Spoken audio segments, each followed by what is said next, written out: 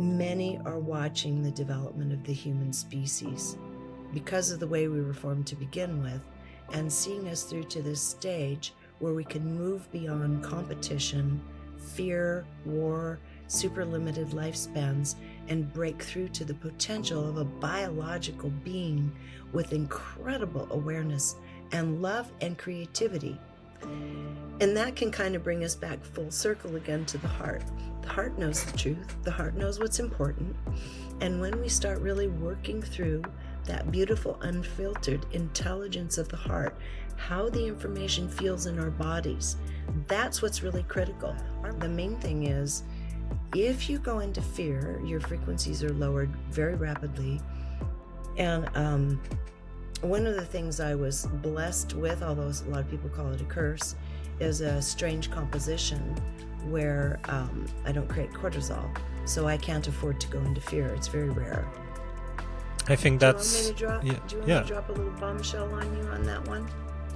Of course. It's not something I've talked about before. Sure, please. Hopefully I won't get in trouble for this. That was the one thing eliminated from the book. Hello everyone. Today we have an interview with Regina Meredith, who you probably know from Gaia Network, Gaia TV, from Open Minds. She interviews some of the biggest names in spirituality and esoteric sciences. She's been working as a journalist for a couple of decades. I'm really excited about this interview because Regina is a really big deal. I think she is an old soul, an avatar, someone who is an advanced being in a human body. And she's been doing her work on Earth for many decades, not only interviewing, but just learning about esoteric sciences, etc. And one of the main topics for this interview was her new book, which she co-authored with British psychic Lee Harris. The book is called The Future Human.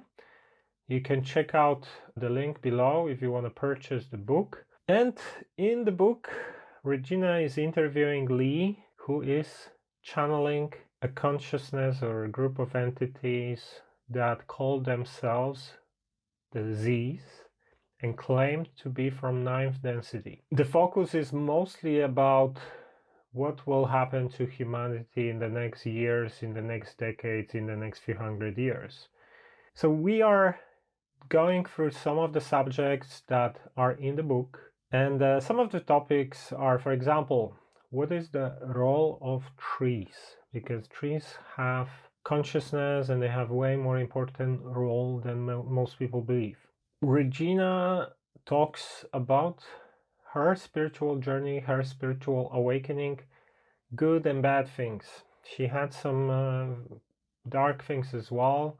For example, one time she got into some kind of lower astral plane where, she was attacked and that impacted her auric field and things like that. So she really shares a lot of insights that most people probably don't know about her. Then there is also a hidden gem for people who listen to my content, because accidentally, obviously there are no coincidences, I started talking about the subject, which turned out to be the subject that Regina decided to remove from the book. So what happened was that Regina and Lee, they published almost all the channelings apart from one topic that they decided to eliminate for whatever reasons. You're gonna find out. And my investigative skills pushed me to get on this subject, and then Regina actually explained that this is what they want to publish. So first time publicly she talks about this topic. I'm not gonna say what it is because you can listen to it yourself. So really happy about this interview, happy that she opened up about a lot of things, from private things in her life to, some of the things related to her work that she never talked about before. And before we're gonna get into the interview, just quick announcement. So I do coaching one-on-one. If someone is interested, you can send me a message. You can go to truetheory.com/coaching, or you can use the link below the video. And I help people with things like their personal development and their spiritual growth. So all sorts of challenges. One of the main things is to help people to work with their higher selves and open more synchronicities in their lives so they get the answers to whatever they need. So for example, sometimes people come to me where something is blocking them. They end up in the same scenarios over and over and over, and they don't know why. I can help you to figure out where is the problem and how to solve this problem, for example. So all sorts of things. Sometimes people, they don't really know what's their soul plan, their passion, what they're good at, what's their purpose here on earth. Sometimes I help people with this stuff as well. So check out truetheory.com/coaching if you are interested, if you want some mentoring, coaching one-on-one. Get in touch. I do first consultation free of charge. This is to get to understand what's the challenge, etc. And without further ado, ladies and gentlemen, this is Regina Meredith.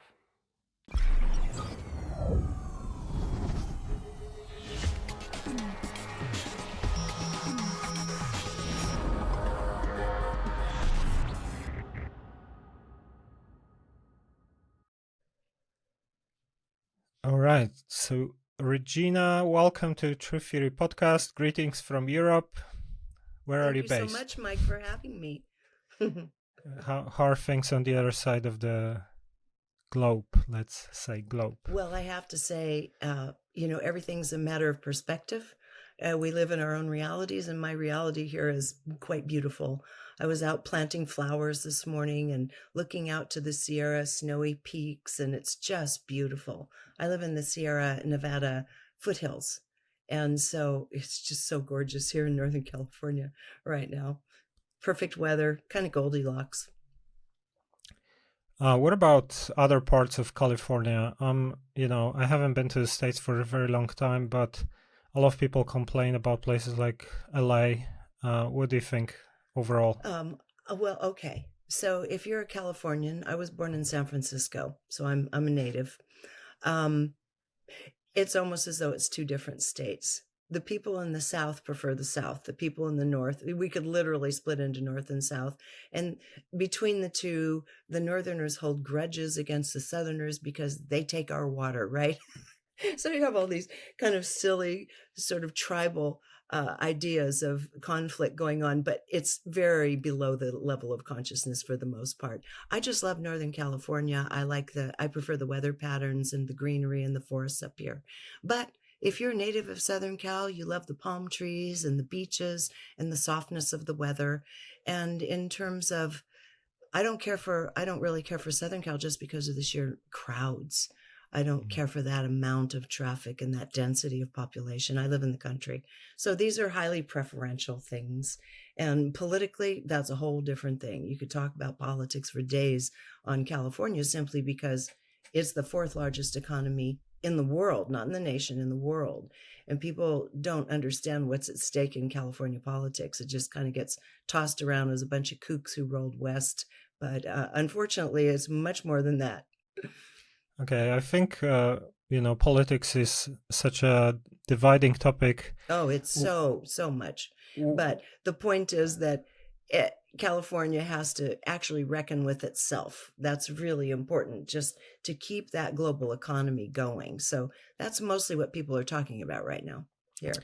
I heard that some people claim that Mount Shasta is like one of the chakras of Earth. Have you ever heard about it? I have heard that, and I have been with people. I've been there a number of times, and with people who believe that there is a type of Shambhala at the center of the earth that you can access through Shasta, and also that many ET species have resided there as well, under the mountain, because really, these experiences are for those who are looking for them.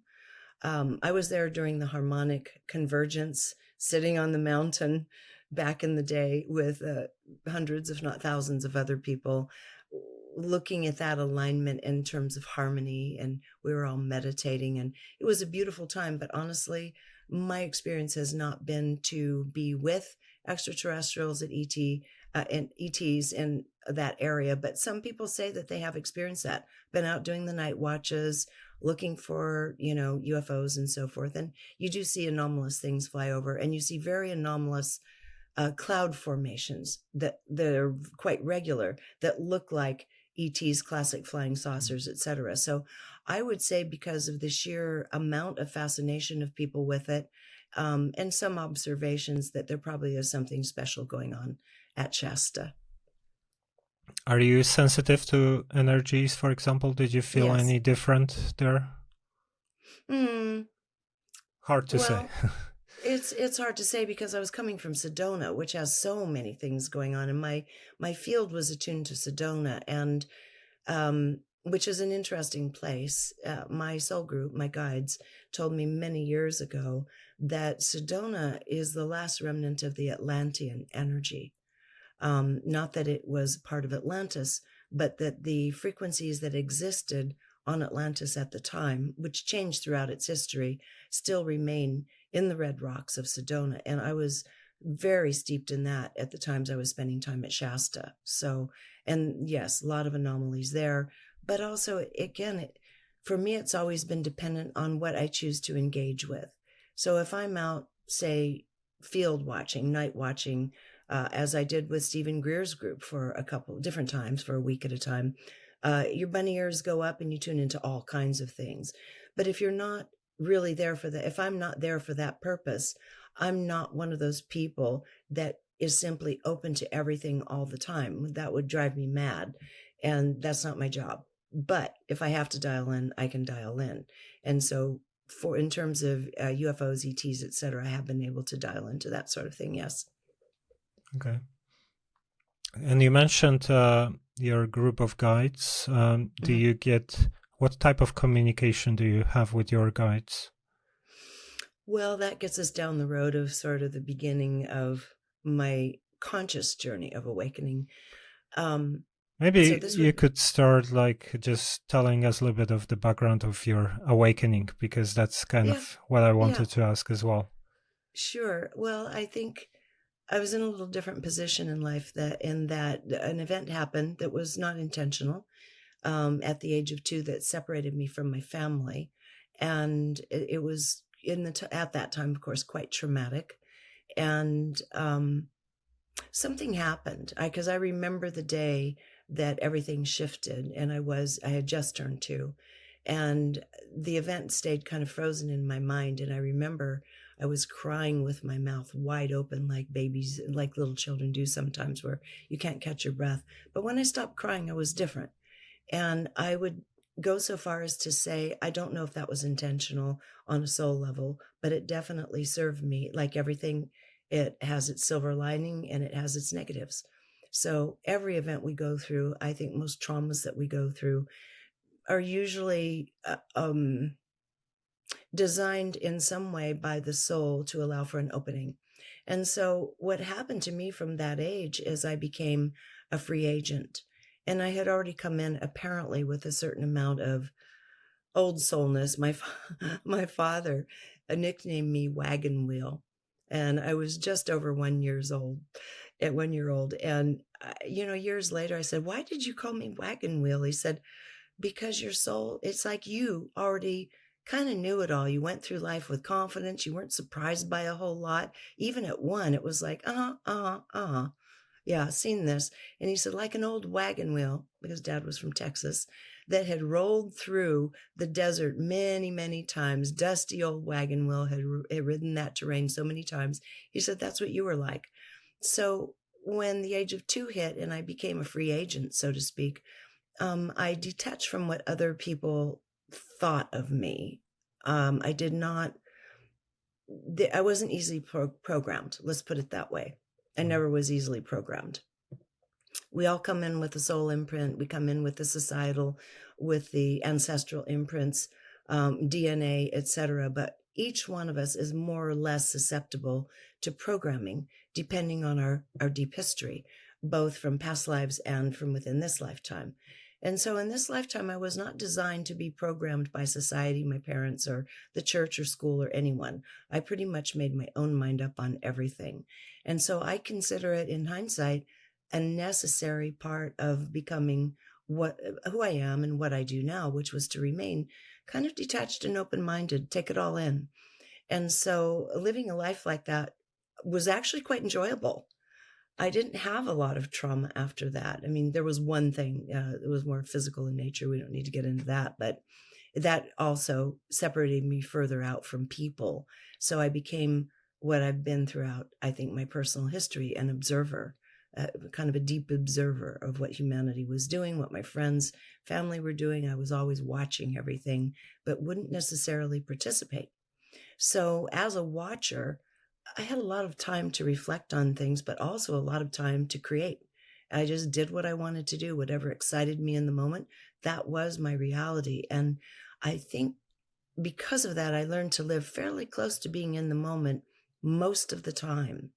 I wasn't strategizing about what was to come next. I was kind of following whatever was inviting me forward, whatever sounded juicy and wonderful, starting from a very, very early age. And so some of the things I did would not seem logical on the outside, but it felt good in the moment. And I would say I pretty much still live that way to this day. As far as what you would call metaphysical or paranormal aspects of life, I did not experience that. I lived pretty much in the moment. I wasn't looking for it. I questioned everything. And then at the age of 20, a friend had me do my first meditation. She suggested that TM would be a wonderful experience for me. I was 23, and she sat me in a room, said, put 2 syllables together, just make it up. You don't have a guru. And I thought, okay. So she put she had a little meditation room and a 20-minute timer. And a few minutes into the meditation, maybe halfway, I was just repeating the word, my little made-up mantra. And I had my first vision of that kind. I was always tuned into realities from the past, where I would play certain parts when I was 5, 6, 7 years old, not knowing at the time I was playing out past life roles. That I figured out later on. But in this case, actually was one of those I was observing, and I saw a woman in a red sari on a very arid cliff environment hurl herself to her death. Everything went into slow motion, and I thought, what's going on? Why am I seeing this? Who's that woman? Why is she killing herself? And it took decades later, actually through my association with a dear East Indian friend, that explained the significance of the red sari. And then it all kind of came together. I'd seen some films and I thought, oh, that's what was going on. And so from there, I was in the media at a very young age. I was on television. So I was able to kind of move in circles that were interesting. And one of them at the time was, there was a huge interest in the awakening for what we're doing now was really, in modern times, was in the 80s. There was one in the 20s as well, but 1920s. But in the 80s is when channeling started becoming a word, and metaphysical newspapers and such were in circulation, magazines. And this is when a lot of the old Atlanteans were coming back, remembering, and kind of firing up the mechanism to go where we are now. So I ended up in the middle of all of that. I had friends who were very highly respected and visible psychics and channelers at the time. And they kind of took me under their wing because they could see something in me that I wasn't really looking at in myself, certain capabilities. And as it turned out, as I would take all their various classes and such, everything was pretty accessible. So it wasn't whatever it was, I would just flow into it and start doing it. So I came with like all of us, with the abilities there. I just didn't have any need to really bring them forward or use them until that time. And then during this period of time, I came in contact with a woman who was a channeler. I hadn't heard the word before because this is in the early 80s. And I thought, I don't know what it is, but I have to know that woman. I looked in her eyes in this picture in one of the metaphysical journals. She and her husband had a portrait saying she was a channeler and you could learn about past lives. And I almost didn't care about that. I thought, I have to meet that woman. It was something in her eyes. As it turned out, the years went on. I met her, and it was a pretty phenomenal experience, type of channeling you don't see very often, and I really haven't had since. And she's completely set aside and would go through symbols and dimensions to get to the being. And as it turned out, I was able to ask anything I wished, and I was just dumbstruck with how they would know how I was feeling about certain events, even in past lives. It's like, okay, you have my attention. Whoever these are, they can see all of me. And it turned out that's my soul group. She is a member of that same soul group. And so when we came together, it became a permanent thing where I would go over and was able to ask them questions about our future, for one, which I was fascinated with, future healing modalities, past lives, anything that had to do to advance the journey of the soul, they would answer. They didn't care about things like jobs and money and that kind of thing. It held no interest to them. Only things that would directly impact the soul's journey. And that's quite a lot.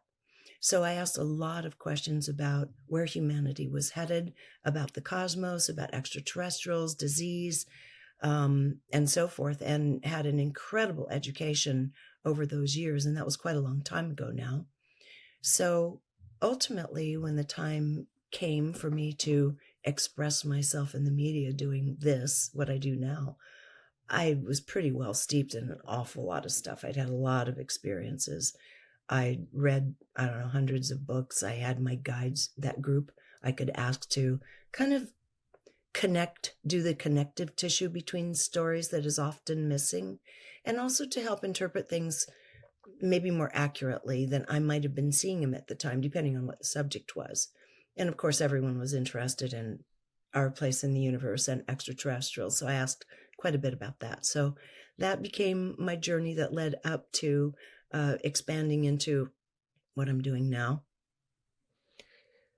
What about any kind of psychic gifts or some sort of things that maybe precognitive dreams or anything like that? Did you ever have anything like this? Yeah, pretty much all of the above. So I'd bring this up just because it's very recent. One of the things I learned is that I could speak with entities in that window just before they're born and just after they died, roughly a 2-week window. And so I started doing that a long time ago, maybe 40 years ago. I started talking this is something I do just for family members and very close friends, because it does help them understand the journey of the entity that's coming into the little body that will soon be born. And we have one in our family. We have 3 under the age of 3. And I've had the pleasure of reading their parents before they were born, and to be able to watch how their life has turned out. So now the weird aunt has suddenly got a little bit of street cred. So now if someone has a baby coming up in the family, they'll say, "Would you?" And it does turn out. One of the interesting things about entities is they want to share who their primary connection is with. And it's important for them, for the parents to know this, really. And the grandparents, depending on the situation. And so most entities come because they're born more of the DNA of one parent than the other, and the soul trajectory of one parent than the other. They may have incarnated more with one parent than the other. And so you just see this all the time with children. Oh, I don't have any favorites, but there are natural affinities that happen between the parents and their children, where the father might be very close to the daughter, the mother may be close to the son, and that's just how it is. It's almost that way from birth. Well, it is. So they do share with me who the primary connection is and who the challenges might be with. It's very gentle. They don't give me a tremendous amount of detail. They show me what their personality's like, what they love doing. The one that was born a year ago in my family said she was sitting alone in the middle of the floor as an observer. And she said, I am fine with my brother getting all the attention because he's quite out there and extroverted and likes the limelight. She said, I'm happy sitting back and watching. I am here as an observer. But they're going to think that I'm not very smart because I will not do what he does at very early ages. He's by 2 and 3, he's already speaking 2 languages and all that. She said, I won't be doing that, but I'm watching everything. And as I come online a little later, I'm going to be very good in the sciences. And so they just won't see that in me for a while. So I hope they don't compare me to him. And so that's kind of useful information. You know, don't expect her to be like your brother. We can verify that in a couple of years' time. We have no evidence. Well, it all turns out that way. It's all verified. Okay. She's already an observer. Oh, she's just sitting. Leave her alone in the middle of the room, walk away. She's happy. Everything does turn out. So yeah, there's some of that. And then dialing into UFOs when I'm out in the field, and it's kind of a little bit of everything. What about, did you ever have any negative experiences, paranormal experiences? I had a full spectrum of experiences because I was very careless and, kind of putting myself into everything, and ended up in sometimes really big trouble. Oh, yeah. Do you care to share or have you? I mean, probably the worst thing ever was on psychedelics. I was doing, shamanic, let's say, sessions for a couple of years. I faced Lucifer in one of the sessions. That was my last session, and it tried to take me over. And that was one week after I did an interview in Poland where I was going very deep into like Luciferianism and how it kind of started the Freemasonry and, the US and things like that. So I was laying out a lot of the details there. This interview kind of went viral. I think we got like 80,000 views in a couple of days. And then 1 week after that, I was doing my pre-planned, session. And he showed up and tried to, and it was like some kind of eclipse, like full moon eclipse. I didn't even know there was an eclipse. And it was the most hardcore experience of my life where for 2 hours, what I was doing, I tried to do anything I could to like repel him basically. And the thing that really helped was a breath work. So I was doing like this breath of fire, which is very rapid breathing through your nose. Mm-hmm. And this helped me to put more and more prana into the system, which strengthens the auric field. And that kind of helped to keep him outside, let's say, because every couple of minutes, I would feel release, and then again, for like 2 hours nonstop. So I was breathing for 2 hours like crazy, like really someone would probably breathing for your life. Yeah. And after that, I started having all sorts of attacks outside of psychedelics. So hacked dreams, one time I got ill, I had an attack, but that also started my journey into understanding a little bit more about the techniques to protect myself and to help other people with similar things. So that's in a nutshell, but like tell me a little bit about your darker, let's say. I've had a few things. Probably the scariest one, because I don't live in a lot of fear. I don't, things roll off, but this one is like I screwed up. The woman who was the channeler, who was my friend, we were given information by our soul group how to go into other fields, and so every now and then we'd get a hit to get up at 4 a.m. We'd both wake up, and at that time she was living in my house in Sedona. Her husband had died, and she was kind of doing some admin for me and living there, and we would meditate together.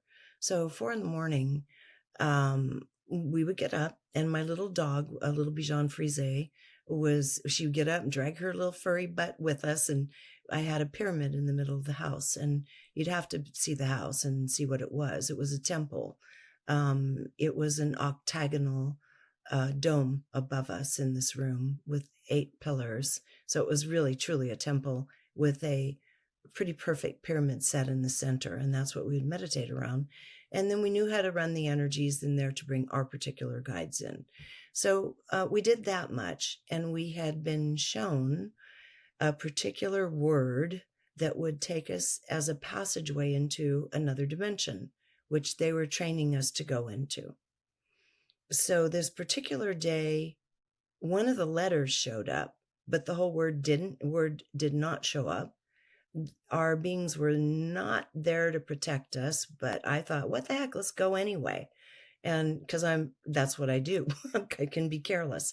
And I thought, let's just try it anyway. And so we did.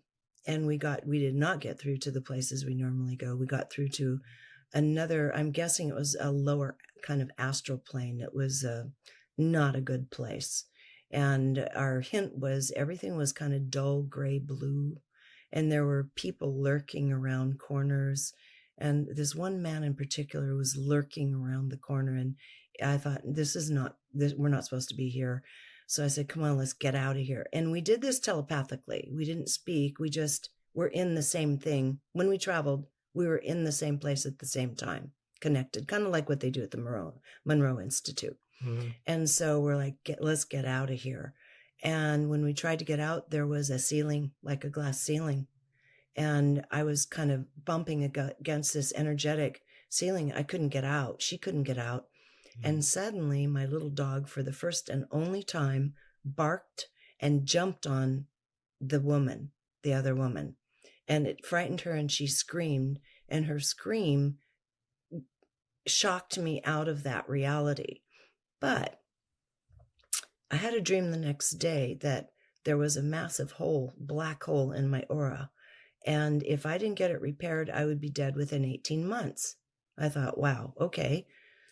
So I told a friend about it the next day, and he said, there's a new aura scanning machine in Sedona. I was in Sedona. They have everything, right? A new aura scanning machine that's quite accurate. And I thought, okay. I don't want to hang my life on it, but I'll try it. So I went by and had them scan my aura, and exactly what I was shown in my dream was true. There was a massive black hole on the whole side of my aura, and my life force was leaking out of it. So, tail between my legs, I said to my friend, are you okay with doing a channeling? We talked to our beings, and so she said, fine. We went to them, and her hand, and she was when she channeled, it was very different than usual, very distant state. And I was sitting next to her, and before I could get any words out, once I realized she was hooked up, her hand went up like this and went like this on my face. And I started to speak, and they said, 1 minute, please. And I said, okay, well, we got ourselves in a situation. They said, we've just repaired it.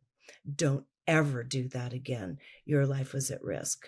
And I said, yeah, I know. That's why I'm here. I had the dream. And they said, we fixed it for you this time, but don't do it. Don't do that again. You had no protection. So when we go into these other fields, and I don't use hallucinogens, partly because I don't need to do that, and partly because my body can't withstand it. I'm delicately structured. And it doesn't matter whether you use hallucinogens or don't. It's very important to be able to discern when you have that protection, when you're supposed to go and when you're not, because you really are opening yourselves to different dimensional creatures. And you know that, I know that. Other things have happened too through technology that have been implanted here and there, But when you're hanging out with David Icke at Conspiracy Con, you get what you get. And so I've had a couple of those things happen. That was unpleasant, but my mind was at stake, although I didn't feel my life was at stake, but it was pretty bad, and I had to find my way out of it. So yes, I have encountered these things, but And I mean, if someone wants you to shut up, there are very crafty ways to get to a person. And they've used a lot of crafty ways, but honestly, it doesn't work. I basically ignore them, find my way out, and just keep marching on doing what I do. I've been doing it a long time now.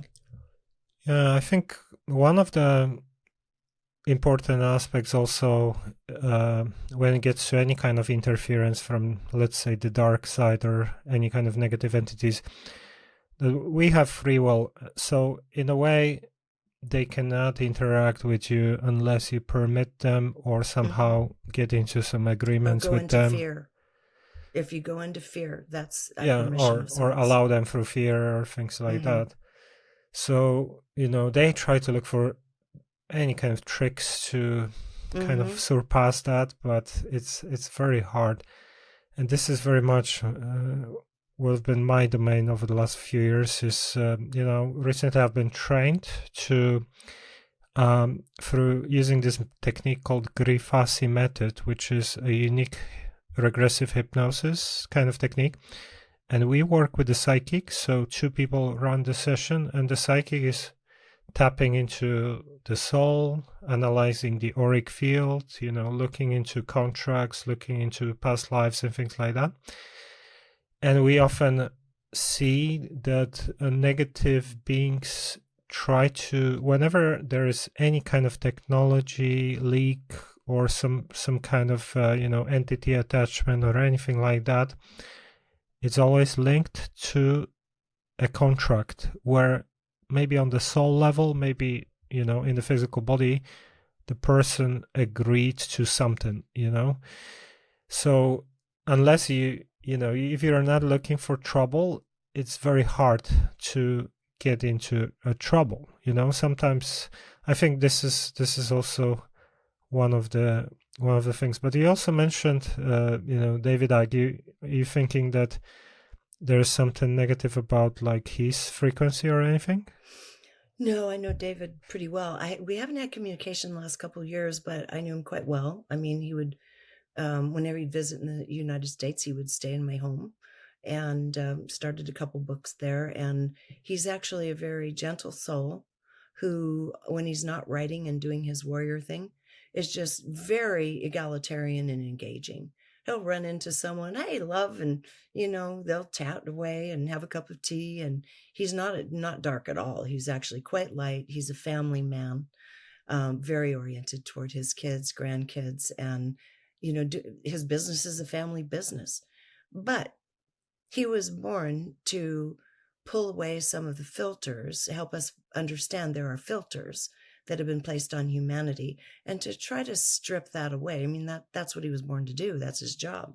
So everybody knows that about him. And we just happened to be in Santa Clara. I think he was staying at my house at that time. We all ended up at ConspiracyCon together. And there was some wild stuff happening that weekend. A lot of people were targeted with a new technology, or seemingly new technology at that time. So it's just part of the business. And again, the main thing is, if you go into fear, your frequencies are lowered very rapidly.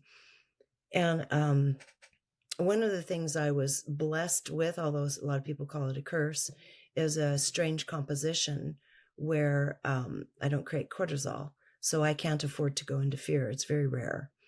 Cortisol will literally tip me over the edge. It's the difference between having to go to the ER and being able to try to get through an event under my own steam, more or less. And so I've had to train myself through the years, because it's quite frightening when these things happen. You're starting to often do go unconscious, for that matter. And you just have to turn it over and say, please take care of me. I'll put myself in the middle of the floor. Take care of me while I'm unconscious, and know that everything's going to be fine. I'll wake up on the other side.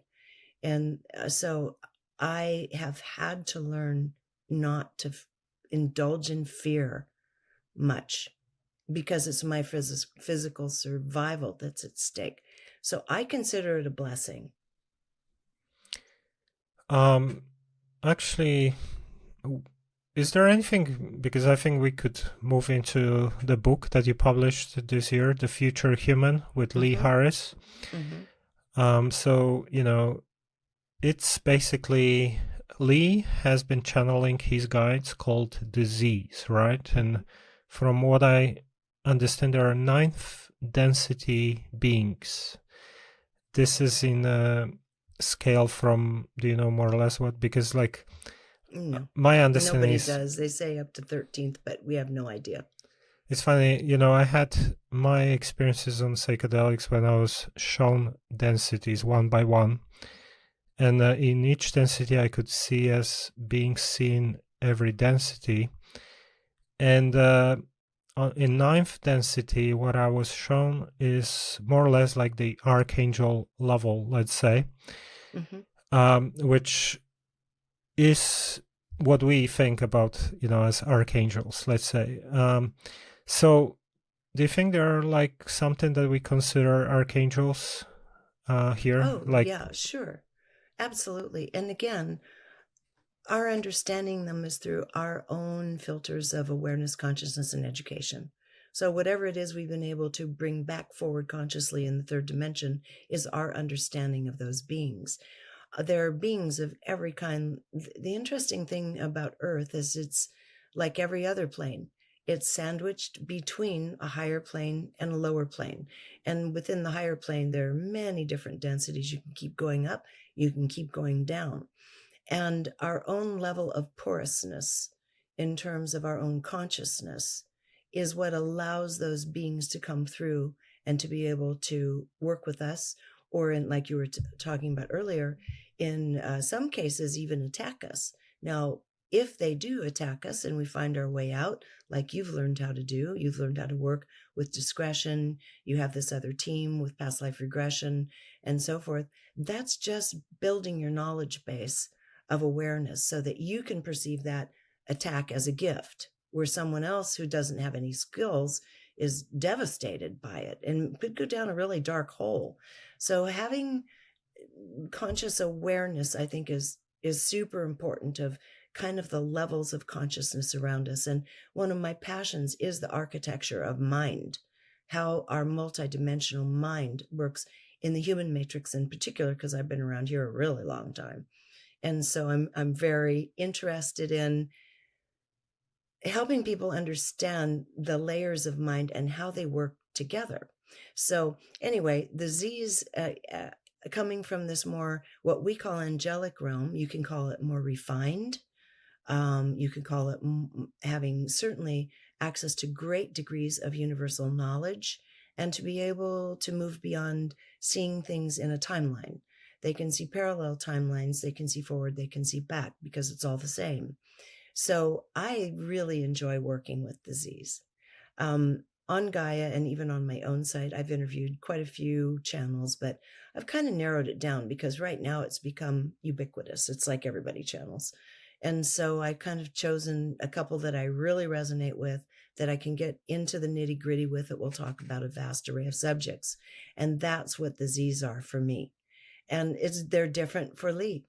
If Lee is connecting with the Z's for his particular audience, the people that follow him, it's a different level of Z's that you're talking to than if I'm asking them questions or if you're asking them questions. So they show up in response to the desire and need of the time. And I was really hoping that they'd be willing to go there, get into some nitty gritty stuff with me about the future human. So Lee and I are friends, and he had said, we should do a book together one day. And I said, sure. And so we realized we were going to be, sometime later, we realized we were going to be in England at the same time.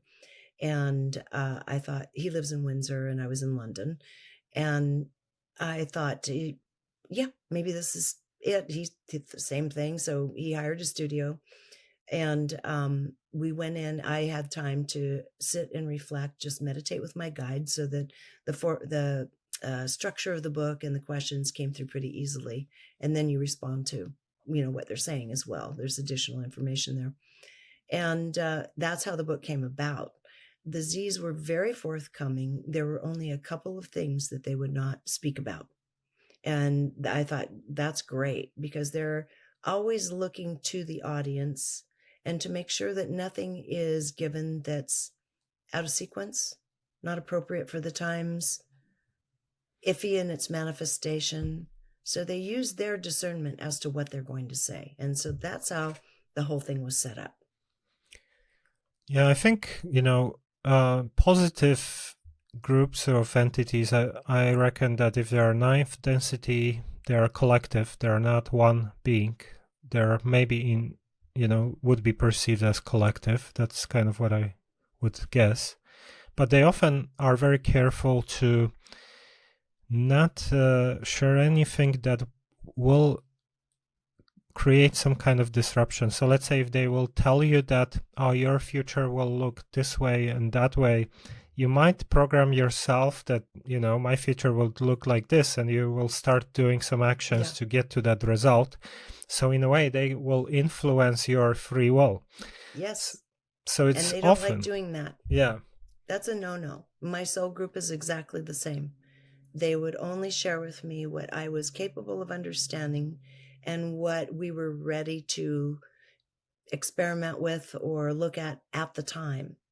So what they would share with me today would be very different than what they originally shared 40 years ago, because some of this has already come to pass. Even with the Z's, some things have come to pass. And the nice thing, there was only one thing edited out of the book, and I think it was appropriate to do that. And I won't get into it, but it was appropriate. But mostly they answered, I think, very freely and very appropriately. This is about the future human. So you talk about programming. I'm asking them to tell us. You could say that it's programming in a sense for those reading the book, but that means that we're ready for that programming. People attracted to the book, the experience of that consciousness, are ready for it. And you could say, well, because you could say, isn't that just programming? Yeah, but at a pretty wonderful positive level. So I'll take that. They're just telling us what we as humanity are co-creating alongside the consciousness that's happening in the cosmos, which is running everything. Like they said, the consciousness of the cosmos, which is changing rapidly and toward a more refined level, is running the show. Consciousness itself is running the show. So you might as well know the trajectory of that consciousness, right? Because then you can just fly with it. And that's how I see it, is we can move more easily with it if we know what's happening throughout the cosmos. And so universally, we're in a period of time for rapid expansion, discovery, and growth. And that's not just here. That's in every dimension, every being, every planetary system throughout the universe. Says there is a new consciousness that is now demanding that we respond in a different way than we have in the past to everything. That means old systems, institutions, ways of thinking, being, are going to give way. They're going to die. And we're ready for them. And it wouldn't be happening. We all chose to incarnate at this point in time because we're ready to be part of that rapid shift. And when you talk about the little ones being born now, Gen Zs and younger, they're moving really fast. And I remember them talking about how so many people that are older than that, older generations, are like, oh my God, this is overwhelming. I don't know what to do with technology, and on and on and on. Like certainly the boomers and even some of Gen Xers are doing. It's like, it's too much. It's too fast. They say that the people being born now, it's just a nice, relaxed soup of energy for them. It's not too fast at all. They're born into it. They're born for it. They're born to respond very, very quickly to whatever forces are here, whether it's AI or whatnot. So yeah, we're born into the times to hear these messages. And if consciousness is running the show, there are huge implications to that.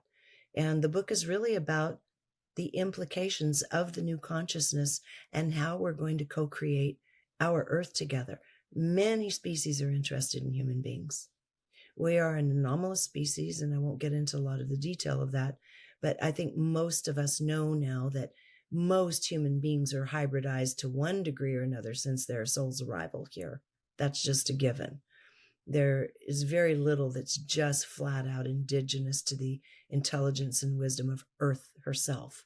We usually have come in from other places. We've merged from other dimensions of Earth into these physical bodies. So we're all hybrids.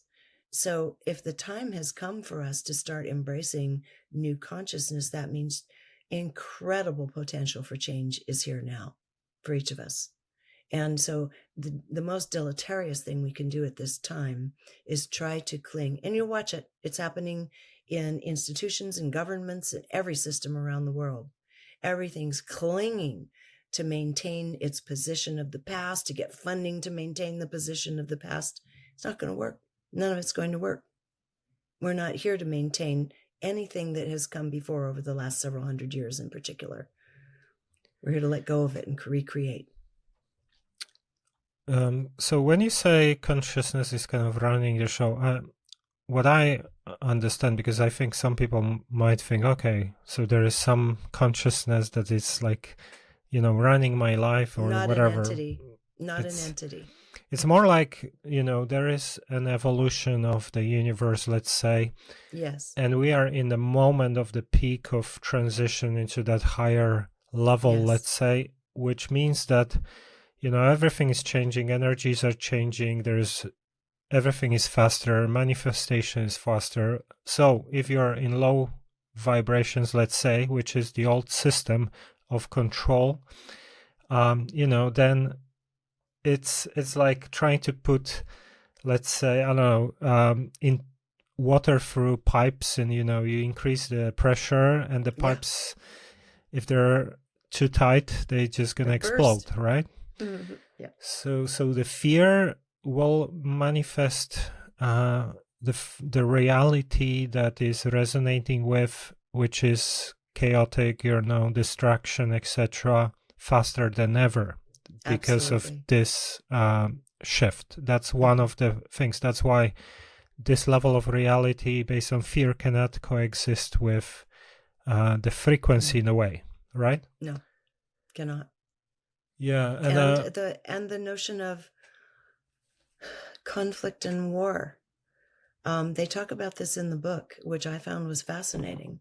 They said you will not be able, over the next few hundred years, it'll be gone, that war is something that was inculcated into the human species that is not native to us. We listen to people like Dawkins and so forth that we're natively competitive and warlike. But the Z's say, no, that is not true. You're not natively competitive and warlike. That is a program that was insinuated into the human species from elsewhere. And it many thousands of years ago. And that we're still playing the last bits of it out because the greatest war of all, was for our consciousness, to have us remain unaware of consciousness itself, what we are, what we're capable of, and to connect through the incredible intelligence and beauty and unfiltered crystalline nature of our hearts. And the Z's talk about this quite a bit in the book, that we're coming into a period of time where our intelligence is going to begin filtering through the heart. And I've been playing with this quite a bit. In fact, I even share this I'll share it with you, teensy little meditation with people to get a little taste of it. So what that can look like, and this is our baby stages of it. Say there's something irritating that has happened, in the last day or two, and just, it's just kind of grinding on you a little bit, irritating, and you're maybe laying a little bit of blame or judgment on somebody like we do. And you take that situation and you just let it sit and be what it is in your mind. And that's the lower mind, by the way, the lower conscious mind. The least intelligent part of ourselves is the one that runs the show right now. It's so funny. Anyway, you let the lower mind grind around on it a bit, because this is just subconscious programming, our reactions. And then take a few breaths and, almost like a thought bubble, take that thought and feeling, the feeling with it that thought generates, and drop it down into the heart. Just take a couple more slow breaths and sit with it and let it speak. And you'll find it's a completely different language. It's a language that is more compassionate, more simple, more true. And that is how we're going to be running our mind, our greater mind as a species in the future. So the one thing the Z's stress very heavily is that with this reintegration of mind with heart, we're going to be a wiser culture, period. We're going to be compassionate. We're going to be more loving. We're going to be more intuitive. The intuition comes through. The heart is not filtered. The conscious mind is filtered because it's in relationship to the subconscious mind, which is our Akashic record. Subconscious mind is simply a memory bank of everything that ever has been in our own soul's personal experience. And so it's highly conditioned. You can imagine all of the lifetimes you've been through, everything that, all the different societal conditioning and norms and violence and everything that's happened on earth, that's all there in the subconscious mind. And oftentimes people take exception and think, oh, it's coming from the subconscious. But it's important to respect the fact the subconscious is not only our library, it's a library that operates to keep us embodied and safe. It has its reactionary nature is to keep us safe. It's like when it sees something that it's seen before or been through before, or maybe experienced a frequency it's familiar with that's negative, it's like red alert, red alert. You have an automatic reaction to it. It's like, no way, I'm out of here. Well, that's the good part of the subconscious mind. It's here to make sure you survive in this physical human experience. As we know, it gets us to the subject of AI that they talked about. At one point in the book, they say, well, humanity is kind of, I'm paraphrasing, part AI. Well, what they're referring to is that we are programmed no differently than AI is programmed, through a programmer of repetition and experience, saying the same words, using the same phrases, reacting to the same things in the same way without taking a beat to see if it's appropriate any longer. This is all just this. It's the same way AI is self-perpetuating and educating itself. We've done the same thing. That's our subconscious. So when people could talk about going to the Akashic record, it's right here. It's all around us. The portion of the mind that interpenetrates, all the portions of the mind interpenetrate each other and are moving through the cells of the body and into the field around us that we call the aura. So that includes all of our personal experience and memory that we're reacting to. So by filtering your thoughts and feelings, taking a moment to drop it into the heart, we're now going on to a more refined level of not reaction, but response. And there are a few things here that are interesting. The Z's say the one thing that will always differentiate us from AI, which will become very seemingly sentient, self-aware, self-propagating in the future, is it doesn't have a heart. It doesn't have this incredibly refined matrix of sensory input that we have, and the ability to discern what's happening in our world through our senses, through our bodies. And they said, rather than turning outward, looking to outside guides and angels, they said, first of all, remember, they're going through the same expansion we are. Their realities are changing and they are transforming. So we think we're trying to climb into a higher range to, aspire to something, but that's not there. There's not there anymore. They're changing too. Our soul is uniquely embodied on earth as an example of a species that through strange circumstance, anomalous circumstance, ended up what we are, and is now inculcating mind into heart, and through this vast sensory program. It's a very sophisticated program. We're a very sophisticated biological mechanism that can interpret intelligence in a really unique way. And as the Z's and other beings I've spoken with, including my own soul group, will say the same thing, many are watching the development of the human species because of the way we were formed to begin with, and seeing us through to this stage where we can move beyond competition, fear, war, super limited lifespans, and break through to the potential of a biological being with incredible awareness and love and creativity, which is affecting the entire universe. So they say many species are hanging out watching us. They want to see how we make this leap, this integration, the movement beyond fear and war, the movement to integrate with the heart, because they would like to transplant some of that to their own cultures that have been lost to things like AI and war. So it's our job now to really transcend all of that, use AI wisely, never as a substitute for our own creativity, for our own multidimensional decision-making, for example. We're quite a tuning fork. So anyway, I could go on forever on that, so I'll stop there. Sure, you're familiar with the law of one, right? The raw material. Mm-hmm. And they are talking about that when we are entering fourth density, which is what's happening now. Yes. Which is, I think, what you are describing as well.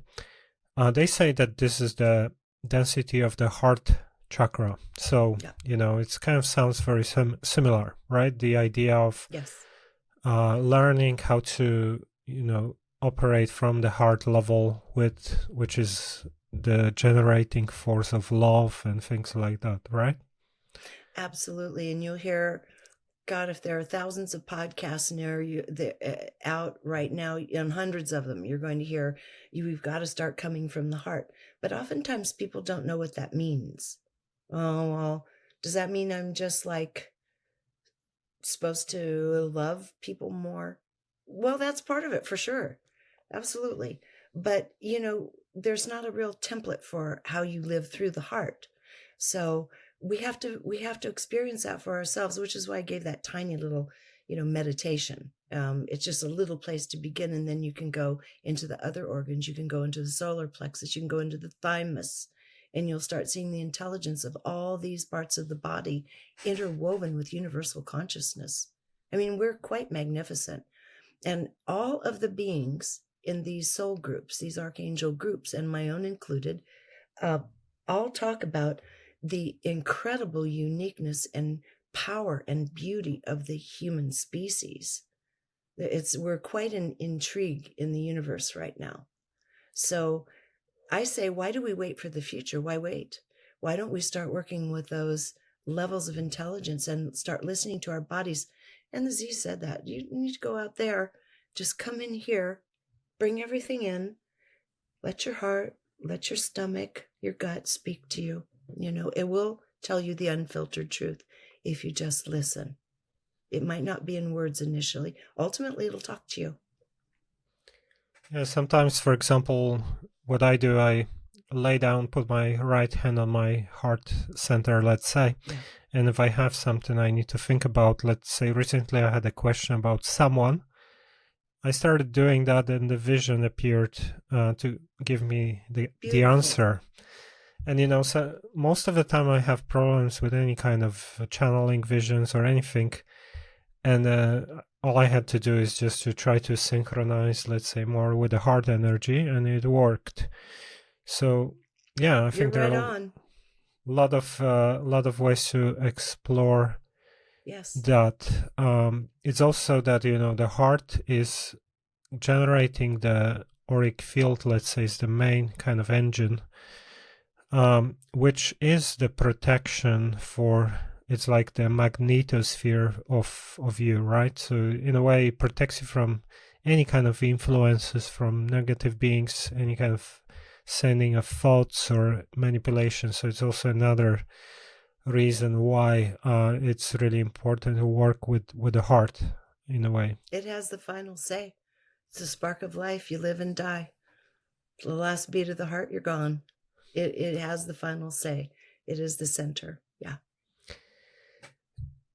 So another thing I wanted to know, let's say, do you know why disease got into contact with Lee? Maybe do you know anything about it? Did he had like past lives with them, or why they decide to work with him, or anything about that? Did he ever explore We don't that? really talk about that. It's kind of I think it's an assumption. Like with my group of beings, I'm part of them. They've been with me forever. And I'm guessing Lee has had a long-term relationship with the Z's, and he did not want to be a channeler in this lifetime. That wasn't his desire. He wanted to be a musician. He'd already, by the time he was 21, he worked out a kick-ass business plan for how he was going to move his career forward in music and run it by people. And they're like, young man, you've got a good business brain. And he did, and he loved his music, and that's what he wanted to do. And then it happened. The C's popped through. He started channeling. They're like, you're going to do this, my friend. And he's like, oh, rats, I want to be a musician. So now he blends the two.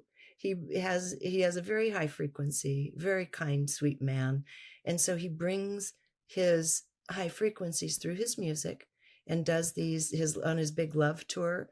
He'll do his music, and then he'll have a little bit of channeling and chat with people and kind of blend it all together. So he's finally getting back to what he wanted to do to begin with.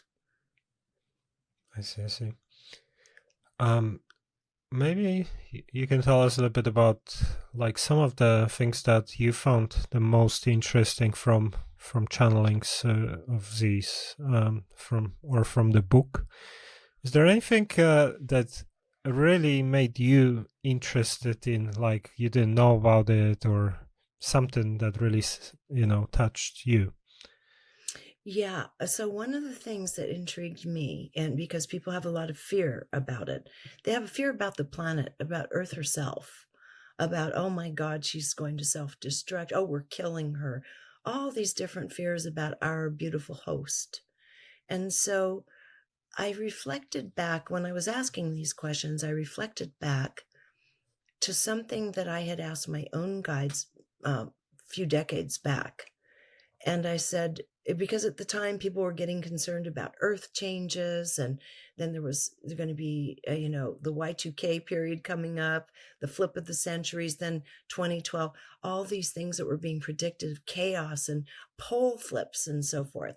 So that was a big topic in the 90s in particular.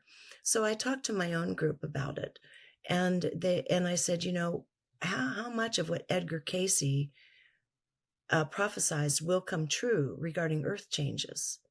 And they said some will come to pass, but others will not come to pass, because the earth's field is intricately interwoven with the mind and emotions of humanity. And as the people start refining themselves and progressing spiritually, some of what he thought that Cayce thought back in the 40s and so would happen is not going to come to pass. And I thought, interesting. Now, at that time, I couldn't quite visualize and get my mind around how the earth was responding to our emotions and thoughts. I wasn't that far along myself. I couldn't see it yet. Well, over the years, I could see it more. So I asked the Z's about that. I thought it's a good time to bring this up because we have all these weather changes that are occurring, extreme weather events, which have happened throughout history, by the way. This is not new. And it's just a period, but it also has to do with consciousness.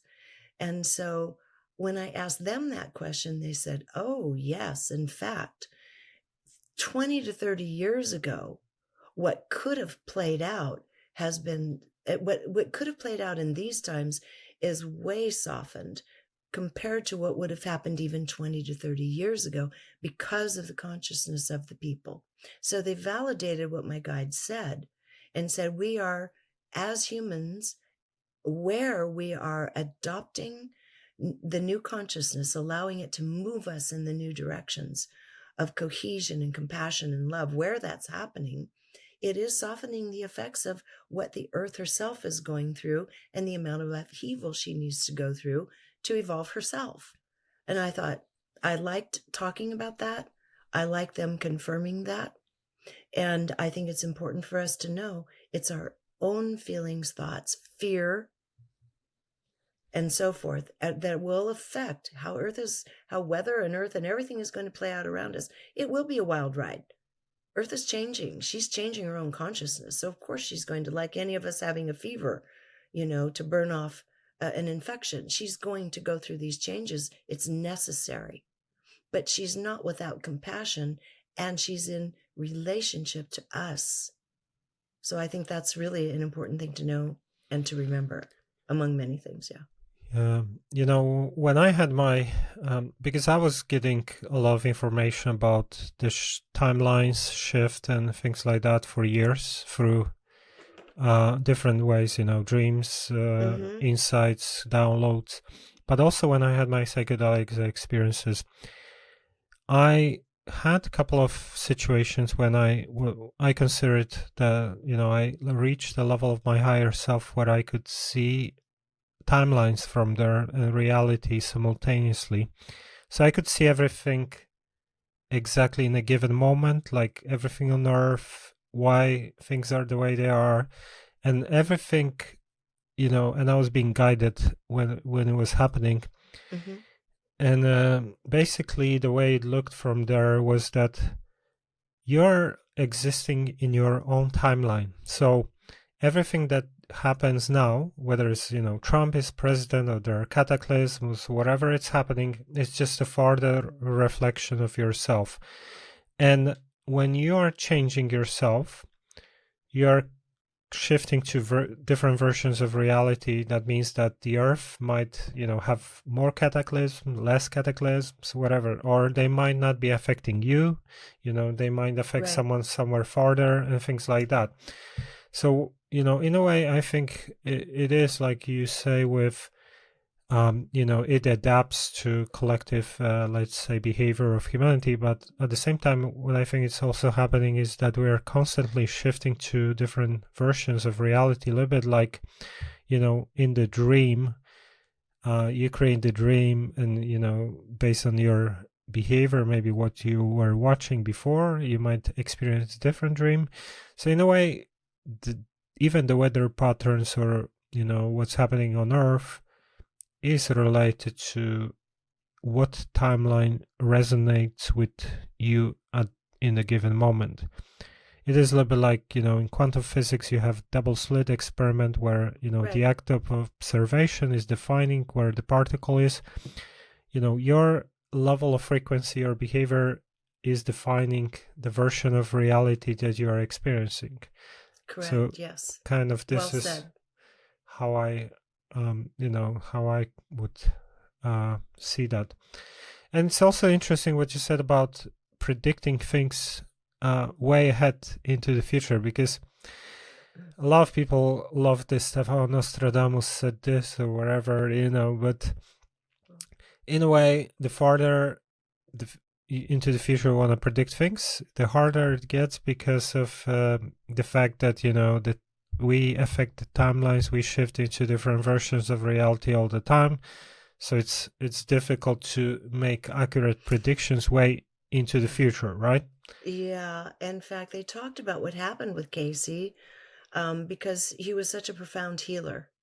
We know thousands of cases. He was a profound seer and healer.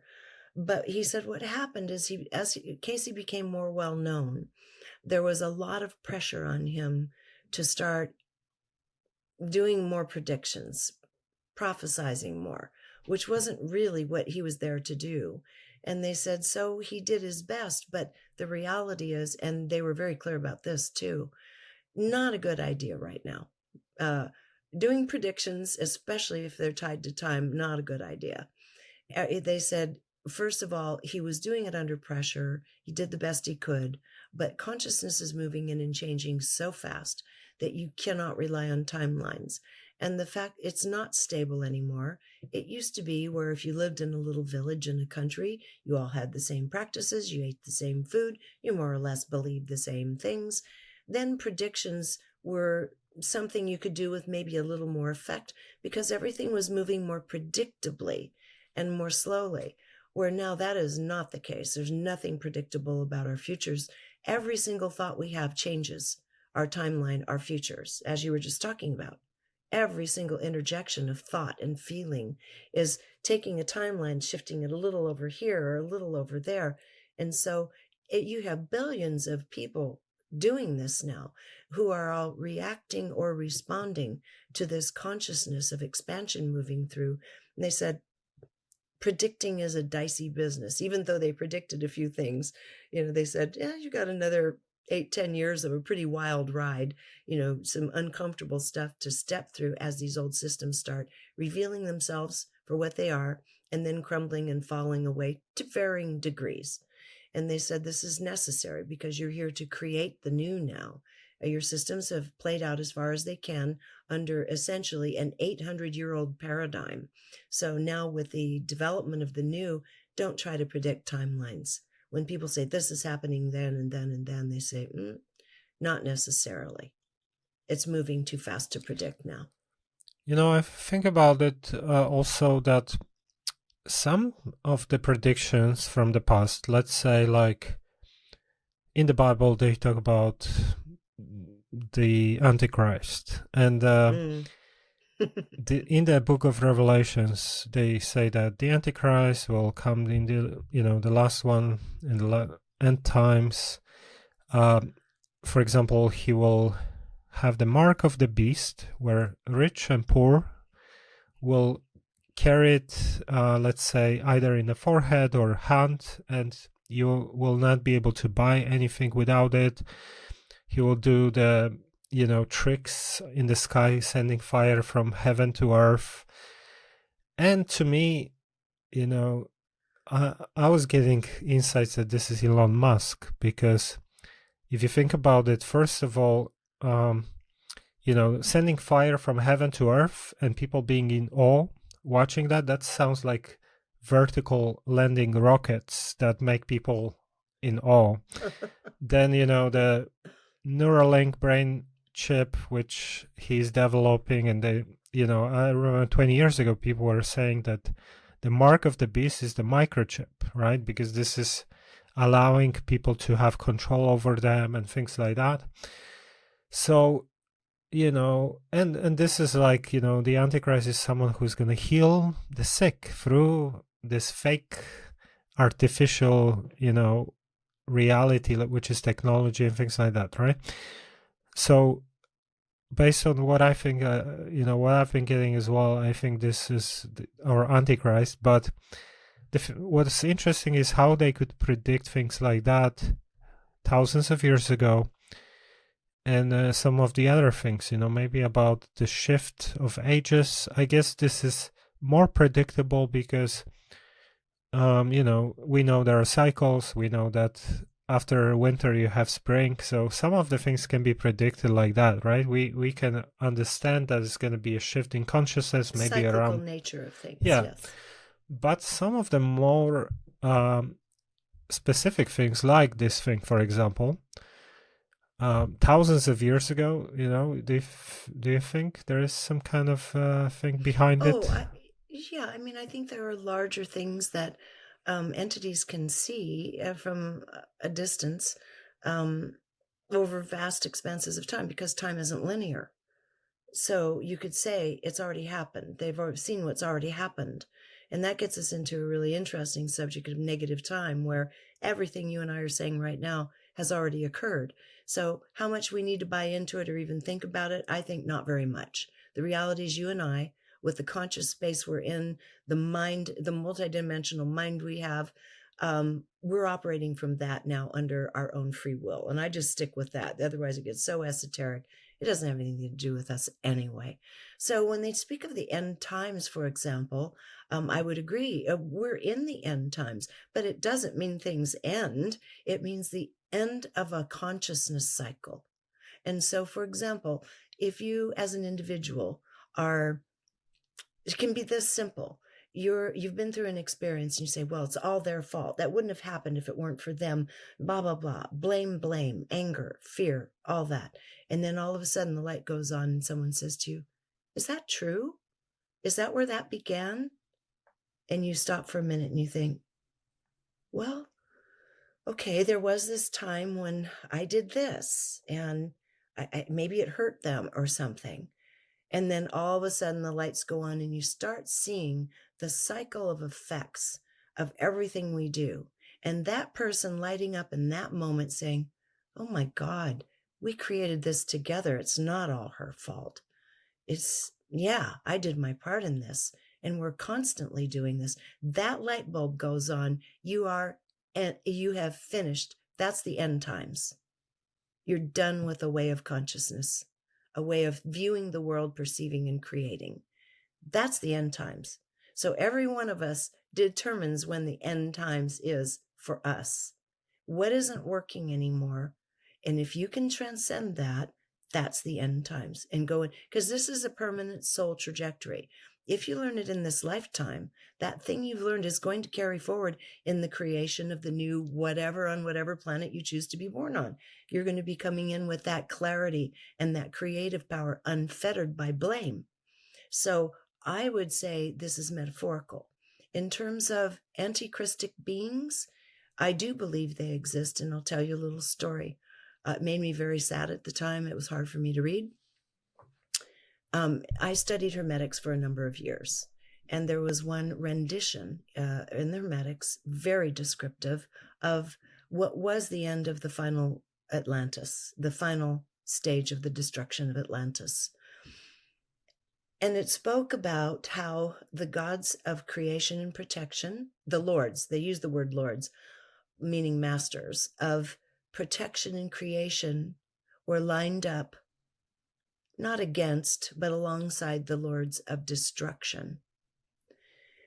And that the lords of creation had to turn their head. It makes me very sad personally. So I must have experienced some of these things, witnessed some of them, as we all have. Many people will get this.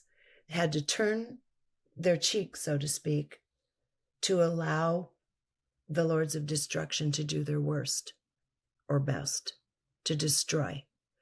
And they had such incredible sadness that everything that had evolved over such a long period of time, everything that had been created, all of the good, all the development, but also some of it had been corrupted by then, all of it was going to be taken down, and there would be no memory. Now, the people coming back with all these wonderful technologies, these understandings, many, many, many, many of us are coming back from the Atlantean days. And there was some of it that was exported to other places in the Yucatan, in the British Isles, and around the world. There were beings that were taken out with that high knowledge of the day at different times throughout Atlantis to keep the seed of knowledge alive in an alive human being, and then to share it and pass it down. For example, the middle destruction of Atlantis gave birth to Tuatha De Danann and the Druidic faith that ultimately was transplanted to the British Isles. And the Druidic faith, so to speak, way of life, knowledge, and practice was very Atlantean in nature, but adapted for the rawness of the world that it was incarnated into. You couldn't take things that had to do with high technology because it didn't exist anymore. So the lords of destruction took it all down. And I was there alive at one of the destructions. It's in Dolores Cannon's Convoluted Universe 2. She changed my name out of respect to Rita, anyone who cares to read it. And I explain what happened on one of the destructions. There were 3, and I believe it was the middle destruction of Atlantis, and how sad it was that we were going to be losing this knowledge for so long. So it kind of blew us back to the Stone Ages, and our memories were wiped, and it was necessary. There's nobody that would have continued. Very few people would have dared continue this human experiment and experience if they could remember what they had just lost, which was everything. We were being blasted back to a very organic, primitive way of life at that time. So, is there a place for antichristic characters? Yes. And this changes everything when you start looking at the larger debate and debate who that is. Who is trying to destroy humanity? Who's taking the love and compassion out of humanity, away from humanity? Look around, read the headlines. Look at the incredibly cruel things happening right now. That said, we're not nearly as cruel as we were 100 years ago. So, we have to give ourselves credit. We've evolved already a long way. The last 100 years has been incredible in opening the doors of compassion, trying to be inclusive, trying to invite people in who have nowhere to go rather than just turning a blind eye and a cold shoulder and saying, you're not one of us, figure it out. letting them starve. We don't do that as a species anymore. But now there's an attempt to do that again, to start rolling it back and saying mine first and only mine, and being exclusive in our behaviors and letting people suffer. So look around. Where are the antichristic forces? We all have to decide that for ourselves.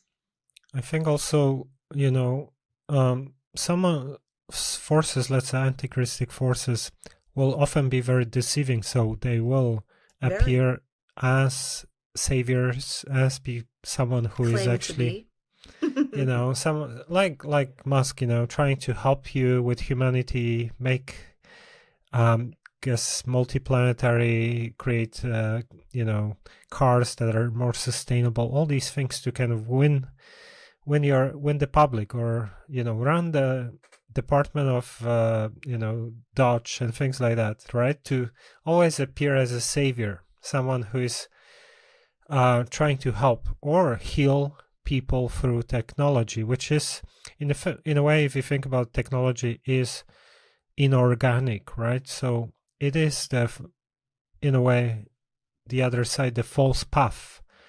Maybe everything is in balance, right? Because we have access to everything, but it is something artificial, synthetic, that can get out of hand in a way. And I think that's. Do you want me to drop a little bombshell on you on that one? Of course. It's not something I've talked about before. Sure, please. Hopefully I won't get in trouble for this. That was the one thing eliminated from the book, because Elon Musk triggers people emotionally so much that I asked, because I was talking about what happens when they talk about people coming in, they appear to be on the spectrum and they appear to have advanced understandings of things, but they don't behave normally. I said, well, yeah. And they said, but they can bring great gifts. And I thought, okay. So I asked them about Elon Musk. You won't find it in the book. I said, we have a character on Earth called Elon Musk. They said, yes, we know. And I said, so if you will please tell me what this character is here for. And they said, he is here for good.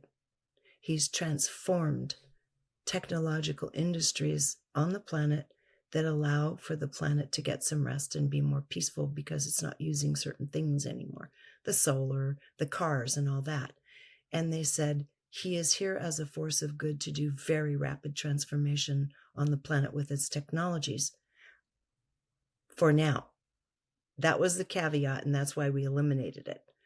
It's for now. But they said for now? For now. This was recorded in August of 23. And they could see that something was on the horizon, and there were things on the horizon. I watched them, and I saw what happened to him, and I saw what instigated that kind of emotional, severe reaction in him.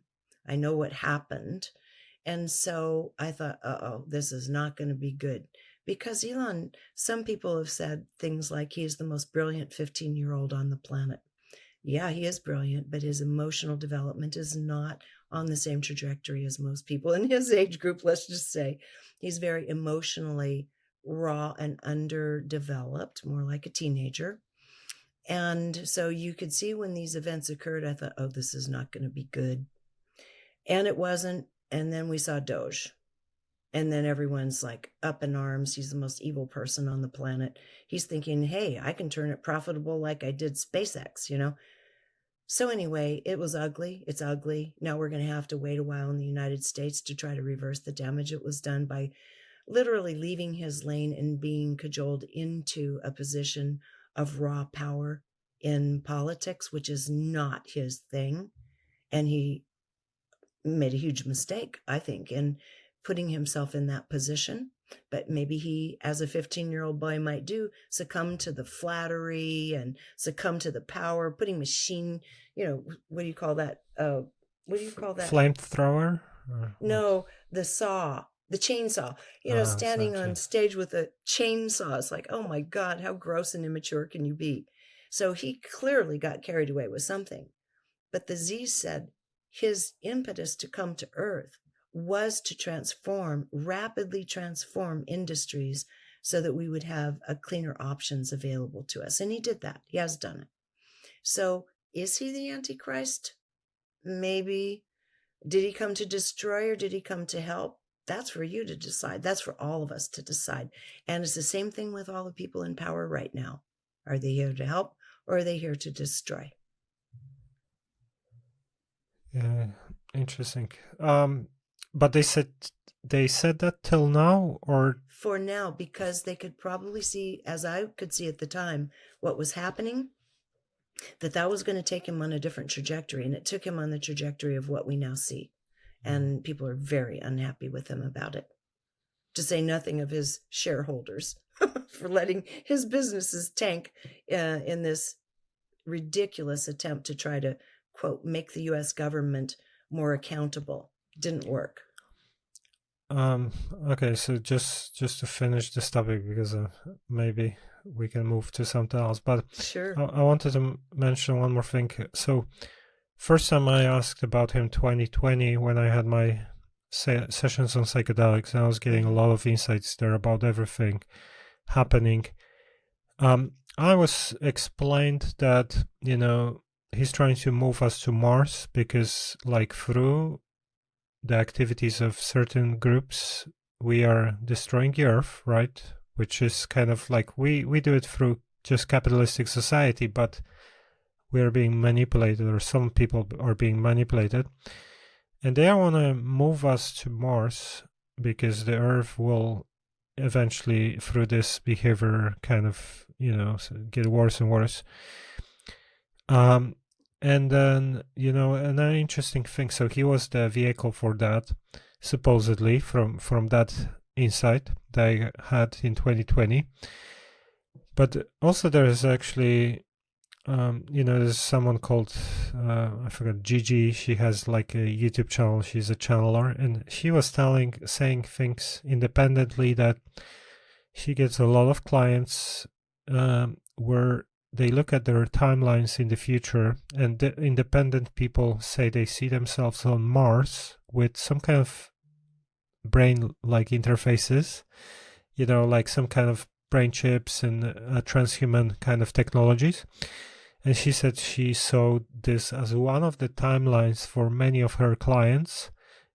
So this would actually very much correspond with what I was getting as well. But obviously this is just one of the options anyway. It's one option, it's a choice, and the fact that the technology has been developed, it's like all things. If you distrust Elon Musk as a soul, as a being, then everything's going to be seen through the lens of destruction. If you don't mistrust him and you watch kind of his trajectory from early on in high school, he's done exactly what he said he was going to do. He wanted to bring us into a solar electric world, and he's done that.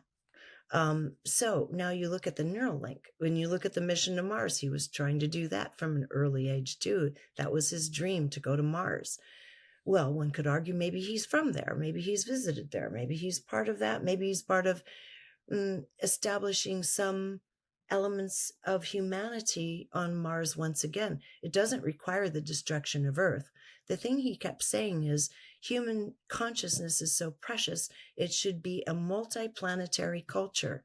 It shouldn't be confined to one, because if anything happens to the one, then what happens to it? And so he was using that for many years, is what he said about implanting, you know, bringing humans to Mars. And I think it might be part of his own personal soul thing, because he relates very strongly to Mars. You know, there are entities here from Mars that would like to go home. There are entities from Venus and everywhere else that would like to go back. So where do you put you, him, the other people that remember this or see it in their futures? It's for them. It's not for everybody. I don't relate to Mars. I have no interest in going to Mars. None. So I don't think it's in my trajectory, because I don't find it particularly interesting. My job is to stay here and do what I can on Earth. And I love Earth. I love the multidimensionality and the incredible diversity and the sensual aspect of interrelating with this planet, that many planets don't have our sensory complex. They don't know what it is to touch skin or to feel a breeze or to sit under a tree. Another thing in the book I loved is about the trees. If people read it, pay attention to the tree part. It's fascinating. Many, many places don't have any of this. And here we are in this luxurious planet here for us to explore and touch and taste. I love it here. I won't be here forever, but for now, I intend to be here till we get to a really more refined place where there is no war, at least get through to that. That's my pledge. Let's talk a little bit about the trees, because I remember this part. And funny thing, again, talking about my experiences on psychedelics. One time I had this thought when I had a session to hug a tree while I was on mushrooms. And what happened was that I felt an entity in the tree. I felt the personality of that being, which was like a dog or something, but completely like static, it's like just being there. And it was so interesting, where you could feel the personality of tree. And there are a lot of really amazing books about trees, like The Secret Life of Trees. I think it's one of the books, and also about the fungi and how they're interlinked.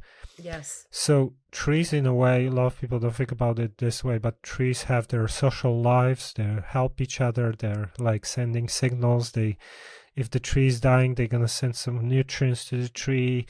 If the giraffe is starting to eat acacia leaves, the acacia tree will kind of create some toxin to repel giraffe, but also send signal to other trees in nearby to warn them about giraffes coming and things like that. So trees, in a way, are like a society of intelligent beings, in a way.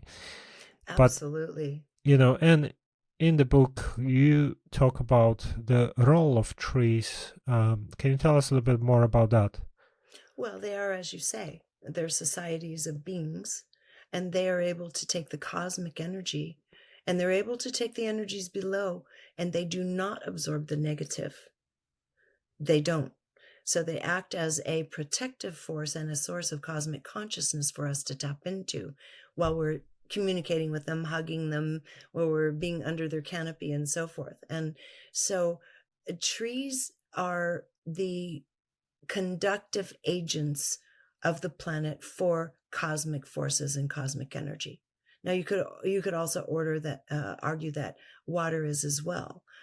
You have the oceans taking in the imprint from the cosmos every hour of every day, but the trees do, and they transfer it in a very different way, and they cleanse the land around it. So they talked about how in some areas where, for example, there may have been some warring in times past, the trees will actually cleanse the karma, cleanse the negativity of that land. And ultimately, over time, once that's the case, people won't feel that embedded negative, blood-drenched energy there anymore. And my experience of the trees is the same as yours. In fact, for me, I remember the day my mother died. I walked out of the hospital and I knew they were going to call me when her breathing got to a certain place. I was worn out. I'd been there for days. She was in a coma. And we thought she was probably going to pass away that night.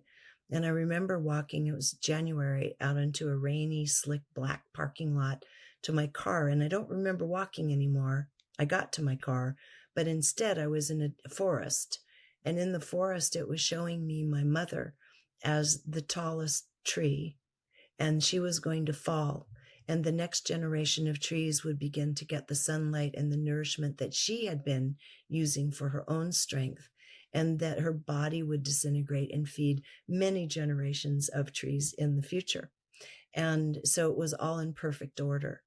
And then I remember talking to my beings about that, my soul group about it many years ago, and they said, what's the big problem is people think they can cut down forests and then replant them. And he said, that doesn't work like that. When you cut down a forest, you cut down generations of knowledge. And they're sharing that knowledge with the younger trees and the saplings of how to grow, how to operate within the society. They're constantly, and disease talk about this, he said, if you could hear trees dial into their frequency, they're very noisy. They're chatting all the time with each other. And they're trying to chat with us sometimes too. So they said, yeah, trees are noisy. They're very chatty. They have a lot to say. And so, yeah, my beings were saying, you plant little saplings all together next to each other in a row. Those are not healthy trees. It can never be a healthy forest. They said it's like putting infants together to raise themselves.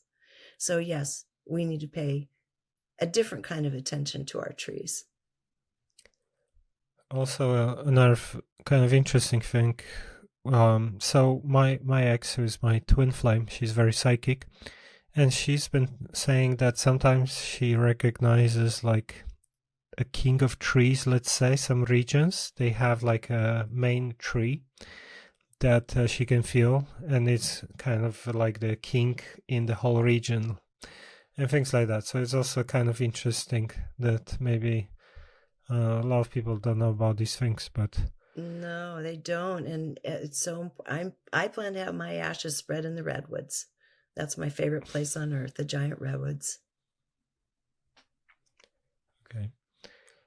You also mentioned that disease. We're talking about maybe the system of governance, more or Yes. less, the structure, how it's going to evolve. Can you tell us a little bit about that? Yeah.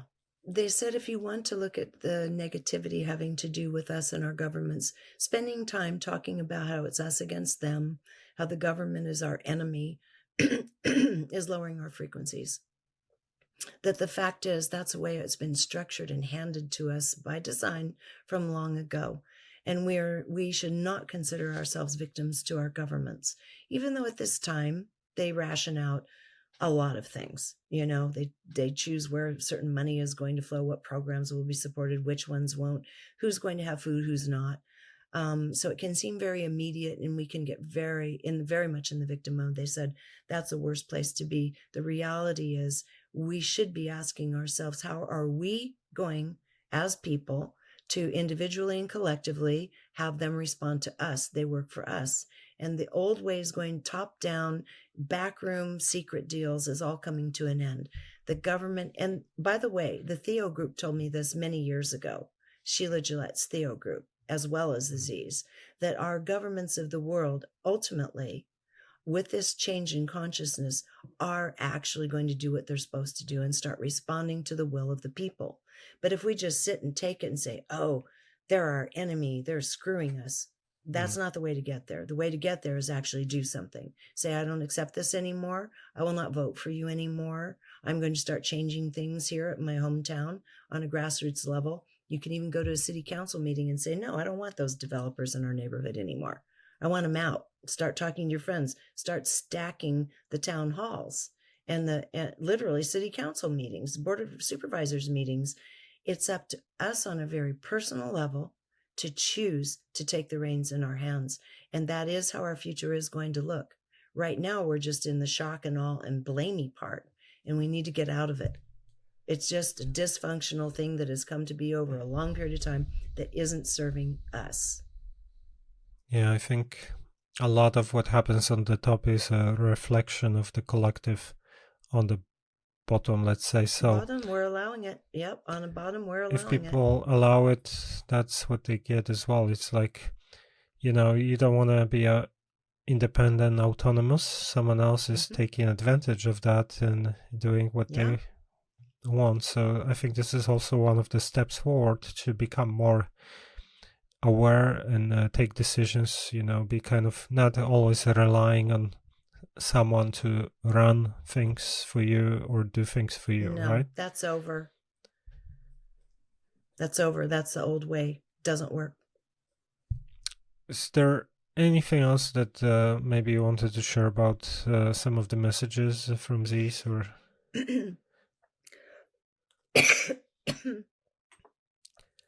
as kind of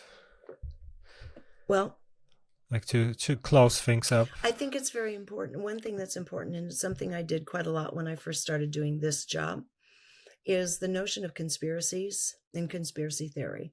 We have to start being very discerning now, because some of the very conspiracies that are putting out the conspiracies are the ones perpetuating the conspiracies.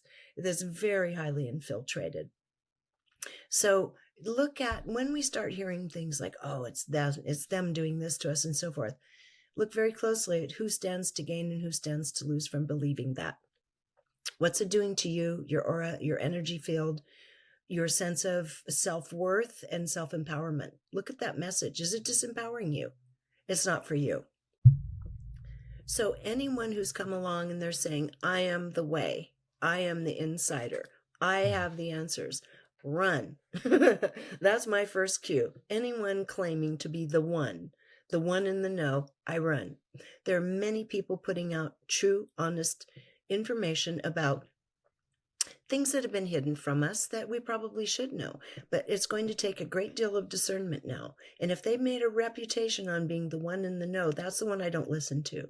When it's a person who says, well, I was on the Taxpayers League and I came across this one day and it was kind of scary. I listen to those people because it's someone who's just kind of coming forward with an innocent bit of information that has been not made in plain view for us. So we know the systems have been rigged. We know that it's to benefit a few at the top. We're not accepting that anymore. So I'd say, rather than buying into the conspiracies, better to get to work and start doing something to change it. Focus on the proactive, positive part. So be careful because they're more and more, and they're being born from the wrong places a lot of the times. I will say that. The other thing, this is still, I'm trying to suppress it.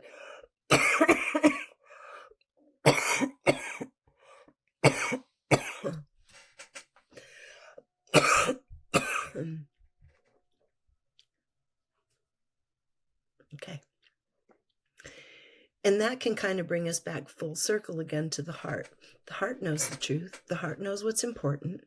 And when we start really working through that beautiful, unfiltered intelligence of the heart, how the information feels in our bodies, that's what's really critical. Our minds love games. They love puzzles. They love amusement, entertainment, drama. Our conscious mind digs all that. So if we're looking at it to be in the know, if we're trying to have an adventure in the mind, call it what it is. It's for fun. It's play. Your mind likes to play. But if you want to know truth, then we can start backing off and taking it and allowing it to drop into the amazing tuning fork that is a human being and let it start telling us how it's impacting us. And that is our truth. Our mind, our conscious mind, will seldom give us the truth. It's too filtered. It's too reactionary, and it loves a good show. So yes, the heart, it comes back to the heart in the end again. Don't buy into things that are creepy and scary. It's just lowering your frequencies.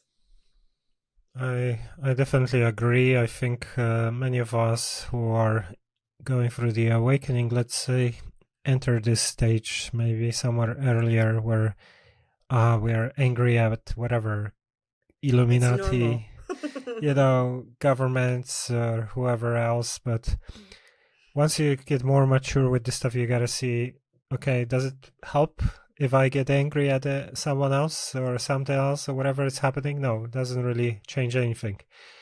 So no, it's it important. Doesn't. And I noticed that when I started Conscious Media Network all those years ago, it would be the males that would come in and be most interested in conspiracy theory. That got them in. It got them angry and all whipped up. They've been lying to us. And that started them on their journey. With the women, they often came in on the stories having to do with healing. Oh, there's a healing modality that I didn't know about that I can now use for my kids or family. So the women and men tended to come in from different paths. And I interviewed everybody at the time. This was 20 years ago. But ultimately, both would find the other. The feminine mind would start seeing, oh, well, you know what? They should have made that technology available to us a long time ago if it could have healed cancer. Why did they withhold it from us? And the men started crossing over and looking into the more spiritual elements. And so you're right. That wisdom that happens when you start the journey at discernment is natural and critical. Okay, thank you. Regina, thanks a lot for everything today. Thank you, Mike. Sorry for dragging for so long. Oh no, that's fine. I literally set the time aside to do this, and also you've been on such an extraordinary journey of your own, and you've already awakened to so much on your own that you have a lot to share with your listeners and viewers. So that's wonderful. I applaud you for that. Yes, thank you. Thank you for everything you've been doing over the years. You know, you've done quite a lot of stuff, many years of, putting the work and content, and you are definitely one of the, I would say, more kind of interesting, important people who brought the light in recent decades in the world. So thank you. You're so welcome. Thank you. Cheers. I enjoyed my time with you. Okay.